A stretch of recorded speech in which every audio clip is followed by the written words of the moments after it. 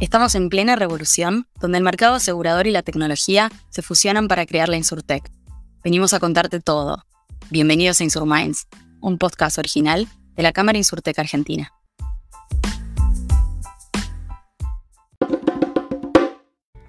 Este podcast lo estamos grabando en las oficinas de HDI Seguros. Agradecemos la cortesía de Rosa y Yamila. Esto es Insurmind de la Cámara Insurtech Argentina. Soy José Nacivera y en el día de hoy vamos a entrevistar a Enrique Andrade con la presencia de Fernando y Yamila. Bienvenido, Enrique. Adelante, muchas gracias, chicos. José. Hola Enrique, ¿cómo estás? Primero que nada, muchas gracias por sumarte a esta iniciativa que tenemos en Insurminds. Primero que nada, te invito a presentarte. ¿Cómo te gustaría presentarte hoy? Muchas gracias por la invitación. Mi nombre es Enrique Andrade, soy gerente de canales de venta y atención al cliente en Hipotecario Seguros, una compañía que se trata de especializarse o se ha especializado desde su nacimiento en soluciones de habitabilidad, digamos, ¿no es cierto? Estamos muy asociados, obviamente, por el nombre a lo que tienen que ver soluciones de vivienda, por lo cual, tal vez un poco distinto a las personas que venía escuchando, donde hay mucho foco en autos, nosotros buscamos especializarnos en otros riesgos y no tanto focalmente en autos, ¿no? Bueno, eso va a estar buenísimo, así podemos conocer una nueva perspectiva. Además, bueno, tu vasta experiencia va a estar muy buena para que la audiencia la pueda conocer. La primera pregunta que te queríamos hacer es en relación a estas ramas a las que se dedican. ¿Cuáles son los seguros que más están saliendo actualmente y en cuáles detectan las principales bajas? Mira, hoy por demanda, digamos, uno de los seguros que más se están demandando es el seguro de bienes móviles, o sea, más que nada el seguro de celular, ¿no? Porque hoy por hoy el celular se ha ido comiendo el resto de los bienes móviles. Antes tal vez la gente salía más con laptop, salía con MP3, salía con una cámara. Hoy todo eso se engloba en un smartphone.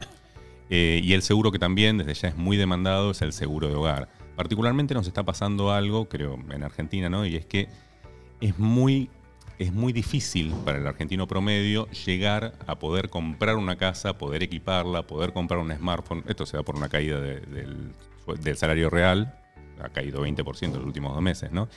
Y particularmente se da por el esfuerzo económico que tiene que hacerse para comprar estos productos que generalmente están valuados en dólar. Hubo hace una semana un estudio muy interesante de la Universidad Torcuato Di Tella que hablaba que un argentino promedio tarda 130 años en comprar una casa contra 60 de algún país vecino, ¿no es cierto?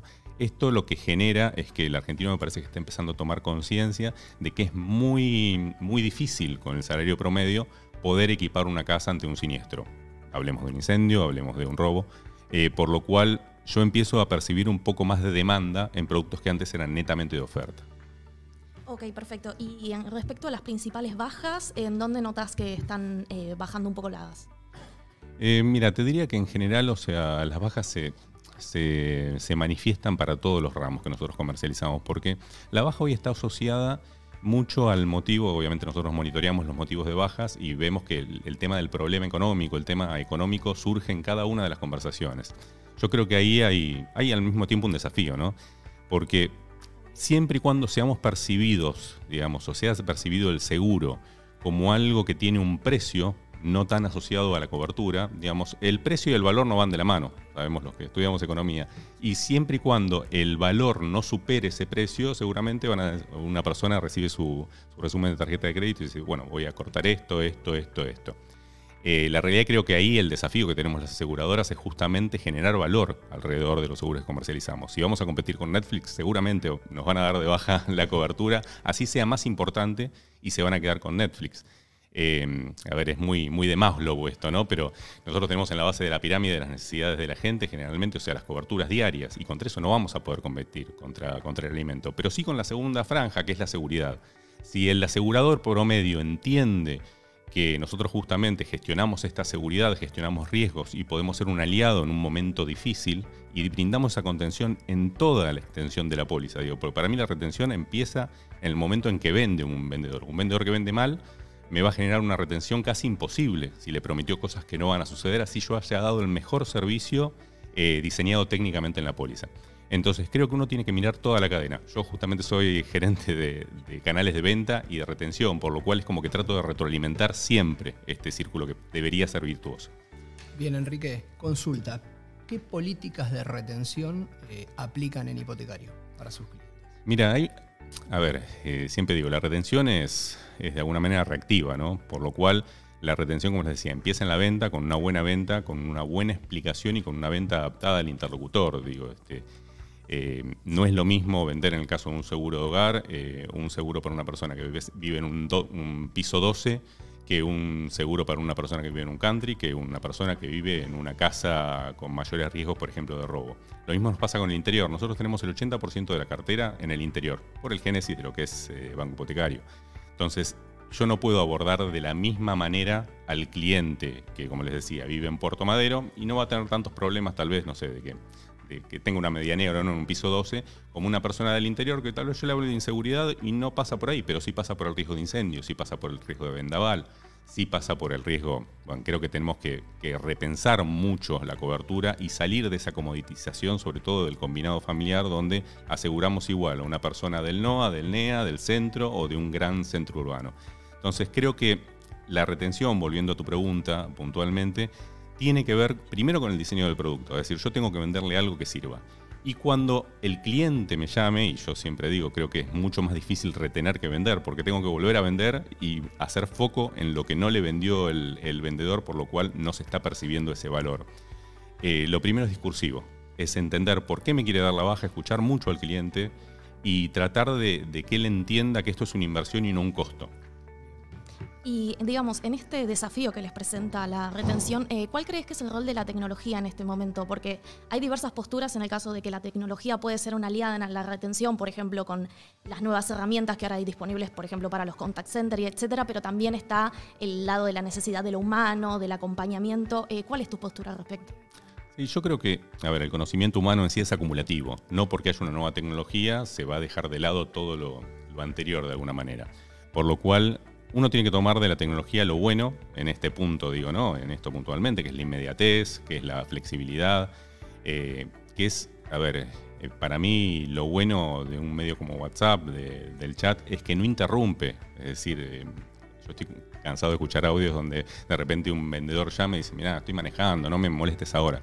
Entonces creo que cuando uno escucha y se pone en el lugar del cliente, tiene que entender que esa omnicanalidad no debe ser impuesta. Es decir, hay clientes que desde ya, que son centennials y que no tienen ganas de hablar por teléfono y que de hecho ven un llamado telefónico y no lo van a atender, y ahí el canal válido desde ya, que es WhatsApp o el que él elija. Generalmente se dice que el mejor canal es el que elige el cliente, ¿no es cierto? Pero no podemos dejar de desconocer de alguna manera que al fin de cuentas somos personas hablando con personas y personas que sienten. Entonces, en ese punto, la realidad es que el canal telefónico sigue siendo superior en algunos puntos y con algunas generaciones, y ni hablar del canal presencial. Generalmente lo que nosotros comunicamos, digamos, respecto del texto, de lo que decimos, no llega a ser el 40%. El resto tiene que ver con la entonación que le ponemos, con la manera en la que nos comunicamos, con lo gestual. Y muchas veces eso se pierde si uno trata de que la misma retención le haga un chatbot. Nosotros hoy duplicamos la retención cuando habla una persona con una persona respecto de tal vez un árbol decisorio o un bot que le dice quédate porque tenés estas coberturas. Con respecto a esto que comentabas de la personalización, ¿no? Para atender a las diferentes generaciones, ¿qué papel juega esta personalización en cuanto a la retención de clientes? Mira, yo creo que si uno no se pone en el lugar del otro, y esto pasa en toda relación humana, es imposible llegar a una negociación, al fin de cuentas, ¿no?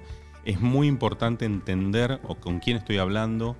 Esto no es algo que digo yo ni nada inventado. En Estados Unidos hace mucho tiempo, por ejemplo, se hicieron modelos donde vos de un lado tenés un score de cliente y del otro lado tenés un score de operador que atiende. Y se ha demostrado que en los reclamos, si yo logro hacer match entre esos dos scores, voy a tener mucha más retención. Por ejemplo, si un cordobés me llama y lo atiende alguien que habla de la misma manera y que tal vez vive en la misma ciudad o en el mismo barrio, seguramente va a tener mucho más éxito que si lo atiendo yo, que hablo mucho más rápido, más allá de que mi familia es del interior, pero se me ha ido cualquier tipo de acento con el tiempo. Entonces creo que uno no puede dejar de desconocer esto, y para esto nos ayudan muchísimo los datos. Después podemos ver si estos modelos son o no son plausibles. Nosotros los hemos probado, pero realmente la Argentina es tan diversa que es muy difícil tener un operador de cada lugar para que pueda atender a la persona que lo llama. Pero creo que esto de poder personalizar, entender que del otro lado hay una persona, que del otro lado hay una persona que, está eligiendo en ese momento seguramente otro servicio respecto al que nosotros le estamos brindando es muy importante. Vos anteriormente mencionaste que la retención de clientes es una acción más bien reactiva. ¿Crees que sea posible pasar a un modelo activo de retención? Yo creo que sí, tiene que ver con la fidelización. Si bien tal vez no es el kit de este podcast, yo siempre digo, llegamos a la retención porque no logramos fidelizar. Si nosotros en ese punto, la realidad es que yo me siento orgulloso de decir que todo póliza vive más de 2 años en hipotecarios seguros. Y tiene que ver tal vez con que hay algún valor detrás. Porque el momento de la verdad se da en los primeros 6 meses que alguien contrata generalmente. Es más, yo me animo a decir en el primer débito que ve, si la venta fue muy mala. Nosotros monitoreamos mucho la retención, al igual que la venta, y monitoreamos mucho esa ventana justamente de 6 meses. Para nosotros ese es el momento de la verdad. Si el cliente pasó esos 6 meses, sabemos que seguramente se va a quedar más de 2 años. Entonces uno tiene que poner mucho foco ahí. Si el cliente, como decimos en la jerga, me prueba la póliza, por ejemplo, con una asistencia, y el resultado no fue bueno, lo primero que me va a decir el día que se me incendie mi casa, y si ustedes no me arreglaron un vidrio, no creo que estén mucho más capacitados para darme esa contención. Entonces uno tiene que ser muy cuidadoso con eso. ¿Qué papel, Enrique, desempeña la experiencia de usuario en la retención de estos clientes para las empresas como ustedes? Mira, yo creo que nosotros estamos aprendiendo todo el tiempo con lo que es Customer Experience y creo que hay que desmitificarlo y al mismo tiempo hay que aprender mucho y retroalimentarlo. A mí hay una pregunta que yo siempre me hago con estas encuestas de satisfacción que generalmente hacemos las aseguradoras y todos los rubros y es ¿para qué? Es decir, yo veo mucho formulario muy largo, con muchas preguntas y después digo, ¿pero para qué? ¿Qué vamos a hacer con esto? Creo que es el cliente hoy que está bombardeado además por esto, ¿no? Es mucho más permeable a responderme 3 cosas que a mí me sirvan, tipo metodología MVP, para poder modificar en el corto plazo, a tratar de trazar N variables, que yo de alguna manera también, o sea, puedo llegar a intuir. Digo, yo a veces veo encuestas de satisfacción como usuario que me preguntan el nombre, que me preguntan el DNI y digo, ahora no te voy a contestar porque si vos querés información mínimamente, o sea, personalizámelo o cuánto tiempo hace que estás con la compañía. Entonces creo que a veces poco pero bien es mejor que mucho, que termina generando una mala experiencia en Customer Experience. Ahora, cuando yo logro ese monitoreo, entender al cliente, retroalimentar mi modelo con esas variables que no tenía tal vez en claro y que claramente vienen de la voz del cliente. Yo tengo que entender qué es lo que le está pasando al cliente y lo tengo que aplicar a mi proceso. Totalmente. Y también te queríamos consultar, sabemos que Argentina está viviendo un contexto bastante especial en este momento, quizás. ¿Qué retos identificás que tenemos en la retención en Argentina a diferencia de otros países de la región? Yo creo que, Argentina lo podemos ver por penetración del PBI, ¿no? Es uno de los países de la región con menor cantidad de seguros, sacando el seguro obligatorio de autos desde ya. A mí me cuesta creer, y soy muy crítico, digo, las aseguradoras creo que tenemos que hacer mucho. Si el argentino promedio ya está acostumbrado de alguna manera a asegurar su auto, pero algo que, de alguna manera que le va a ser mucho más difícil de reponer y que sale mucho menos, ¿no? O sea, como un seguro de hogar, por ejemplo, en este caso, como un seguro de celular, no lo tiene en su radar. Creo que lo primero es la conciencia aseguradora, que la venimos repitiendo hace muchos años, pero creo que se han dado pasos no del todo firmes como industria. Creo que todas las aseguradoras nos tenemos que sumar para lograr esa conciencia aseguradora. El otro tema, desde ya hoy es el ingreso en pesos y los bienes en dólares que generan un problema técnico a la hora de asegurar, pero hasta en ese punto creo que siempre es mejor estar mal asegurado o no estarlo. Yo soy un convencido porque yo empecé en el departamento de siniestros y ahí tomé conciencia cuando empecé en esta industria de que las casas se incendiaban, de que había robos, de que había accidentes en general y eso a mí me abrió mucho la cabeza. Tanto es así que trato generalmente que los operadores tengan contacto de alguna manera con el sector de siniestros, es decir, viendo desde fotos, carpetas, casos, poder personalizarlo. Creo que si las personas tenemos propósito y entendemos que generamos valor en nuestro trabajo, lo vamos a hacer mucho mejor. Entonces, me parece que en ese punto hay que humanizar la retención. Si la retención no está humanizada, va a ser muy difícil. Y en Argentina, particularmente lo que empezaba diciendo yo en este podcast, ¿no? Tenemos que salir de esa relación de precio, de que perciban el valor del seguro. El precio es anecdótico. Yo puedo tener un seguro muy barato, pero malísimo, o un seguro, digamos, más caro respecto de mis ingresos, pero que me soluciona toda la vida. Bien, Enrique. Vamos con la última pregunta. La anteúltima, perdón. Perdón, la anteúltima, si yo me meto una de paso. Dale. Bueno, dale. Bueno, ¿cómo puede una empresa como ustedes lograr la lealtad de los clientes a partir de la primera venta, básicamente? Como te decía antes, creo que la lealtad empieza por la venta. Si yo prometo cosas que no voy a cumplir, voy a vender muchísimo, pero esa venta no me va a servir porque se van a dar de baja en cuanto me prueben. Y yo creo mucho en el boca a boca, particularmente Hipotecarios Seguros y el banco hipotecario tienen muy buena imagen en el interior. Y tiene muy buena imagen porque ha creado dueños. Claro. Es una de las pocas organizaciones que ha sido consecuente con el correr de los años en diversos tipos de situaciones con poner foco en el préstamo hipotecario. Y nosotros tenemos que capitalizar esto. Es decir, la suerte que tenemos es que creo que nadie tiene dudas de que el banco hipotecario es solvente y que va a estar a la hora del siniestro. Pero después hay también, creo que si uno no acompaña ese eslogan, por decirlo así, terminamos con un eslogan declarativo que es totalmente vacío. Entonces yo creo que uno tiene que lograr, particularmente en canales, que en cada uno de los puntos de contacto sea coincidente esa imagen que tiene el cliente con la experiencia que va teniendo. Enrique, ¿cómo relaciona la retención con los siniestros?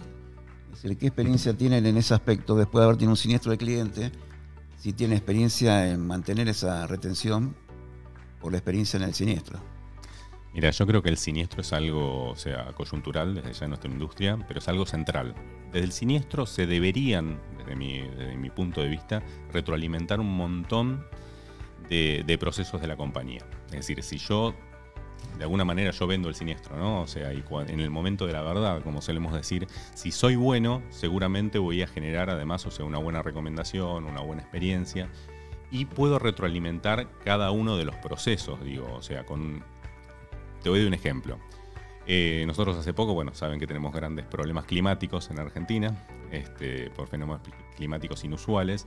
Hemos tomado decisiones, por ejemplo, de salirnos de algún clausulado de la póliza y aún así pagar ciertos siniestros. ¿Y esto qué hacer? Retroalimenta la venta. O sea, si uno se queda solamente en la pérdida que va a generar en ese punto el siniestro, va a decir, bueno, no, en realidad esto no me conviene porque perdí plata, técnicamente. Pero de repente nosotros vemos picos de ventas cuando salimos, y además, lo reforzamos por redes sociales, ¿no es cierto?, de que nosotros estuvimos en ese momento. Porque la realidad es que todos pensamos que no nos va a pasar nada hasta que vemos que al vecino le pasa. Y estoy cansado de ver amigos míos, por ejemplo, que me dicen, le robaron a mi vecino que era un seguro de hogar, cuando me conocen hace 20 años. Entonces creo que el momento del siniestro, y particularmente el departamento de siniestros, tiene que estar muy en contacto todo el tiempo y tiene que haber gente detectando oportunidades, ya sea para la postventa, y donde vemos desde ya que una persona con un siniestrado conforme, donde nosotros, te diría que hoy estamos tratando de lograr vía encuestas de Customer Experience la experiencia de más del 50% de nuestros siniestrados, para entender cómo retroalimentamos ese proceso, porque entendemos que es central para que la compañía pueda vender y para que los asegurados puedan permanecer. Bien, y ya cerrando la última, en el caso de fraudes, hay compañías que siguen manteniendo al cliente. ¿Cómo opera tu compañía cuando detectan un fraude en el aspecto de la retención del cliente?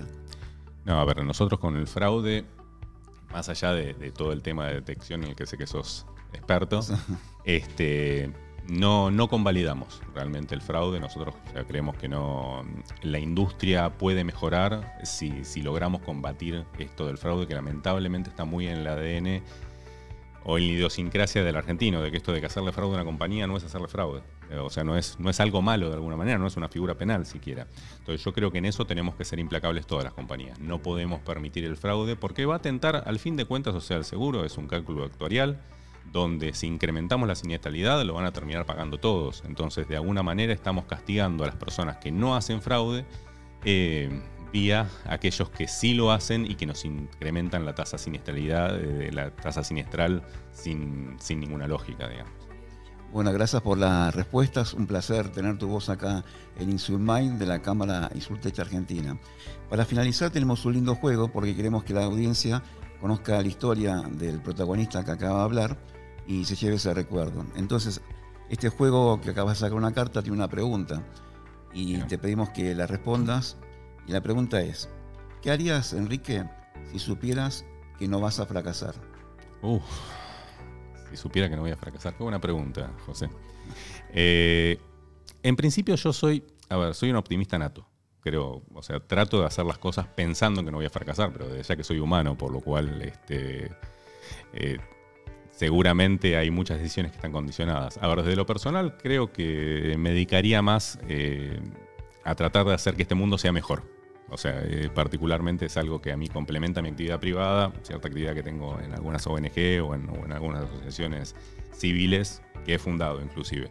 Por lo cual creo que hay mucho por hacer, en Argentina particularmente muchísimo, pero porque me queda más cerca, pero mucho en el mundo donde las personas tenemos que incidir. Tenemos que lograr incidir de alguna manera, porque si no lo hacemos los que estamos convencidos, los que no están convencidos menos aún lo harán.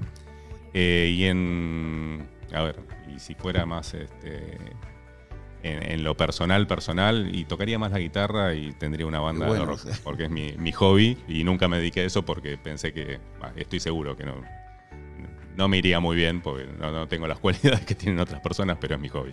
¿Y contás con guitarra? ¿Tenés guitarra? Sí, tengo 7 guitarras en casa, así que soy un... Así que te dedicaste a retener la guitarra también. Así. La utilizamos para convencer a la gente. Bueno, muchas gracias, Enrique.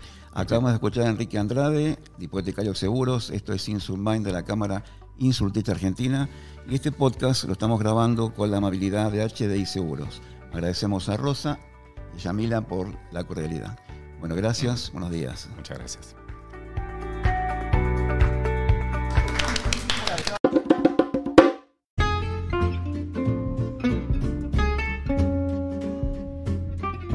Escuchaste Insurminds, un podcast original de la Cámara Insurtech Argentina. Si te gustó, seguinos con la opción seguir y te esperamos en el próximo episodio.